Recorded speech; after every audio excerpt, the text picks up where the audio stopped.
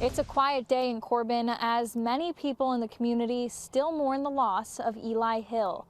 People here say that although this tragedy has struck the community hard, they're all coming together to be resilient. Clouds loom over the city of Corbin. Everybody felt this grief. As people pack up to go to school or get in their car to go to work, one family is at the forefront of their minds. Everybody felt this loss because we're all Corbin together. We're one Corbin. Pastor Alex Lockridge at First Baptist Church in Corbin opened up their doors as soon as they heard of the tragedy.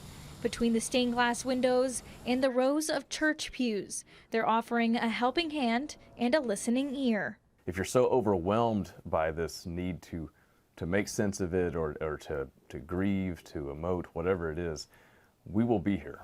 If we can just sit beside you and not say a word, if we can listen to you, if we can try to speak words of comfort, whatever it might be, we're happy to be here. Just down the street in the tight-knit community, the Corbin School staff are going the extra mile to be there for their students, with resources and counselors on site. Our staff out at Corbin Primary School, they have been fabulous through this.